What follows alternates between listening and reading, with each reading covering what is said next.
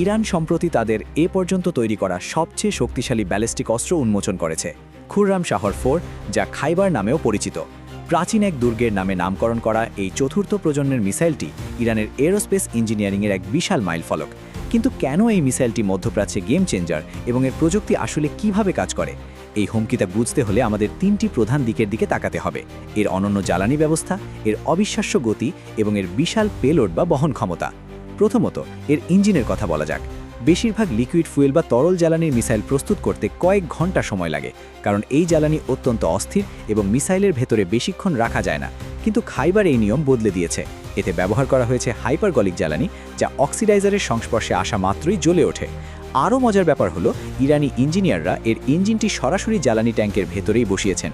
এই short range engine ডিজাইনের কারণে মিসাইলটির দৈর্ঘ্য মাত্র 13 মিটার হয়েছে, ফলে একে লুকিয়ে রাখা বা মোবাইল প্ল্যাটফর্ম থেকে লঞ্চ করা অনেক সহজ।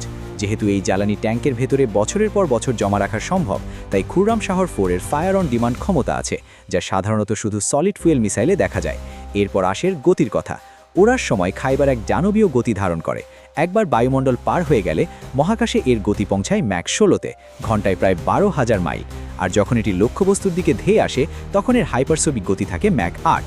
এই প্রচণ্ড গতির কারণে ওয়ারহেডের চারপাশের বাতাস প্লাজমায় পরিণত হয়।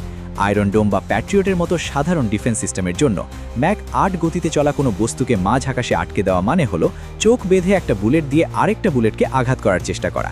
এর আঘাতের ফলে তৈরি হওয়া গতিশক্তি যে কোনো মজবুত স্থাপনা গুঁড়িয়ে দেওয়ার জন্য যথেষ্ট, এমনকি কোনো বিস্ফোরক ছাড়াও। কিন্তু এতে বিস্ফোরক তো আছেই, তাও আবার বিশাল পরিমাণে।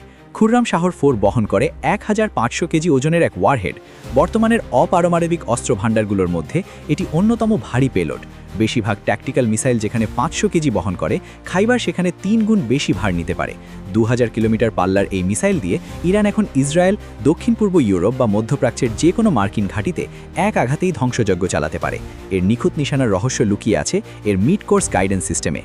পুরনো মিসাইলগুলো বায়ুমণ্ডল ছেড়ে যাওয়ার পর আর নিয়ন্ত্রণ করা যেত না, কিন্তু খাইবার মহাকাশে থাকা অবস্থাতেও ছোট এয়ারোডাইনামিক ফেন্স আর থ্রাস্টার ব্যবহার করে নিজের পথ ঠিক করে নিতে পারে। ফলে যখন এটি আবার বায়ুমণ্ডলে ঢোকে, তখন এর নিশানা এতটাই নিখুঁত থাকে যে ইলেকট্রনিক জ্যামিং বা ইন্টারসেপশন করার আর কোনো সময়ই থাকে না।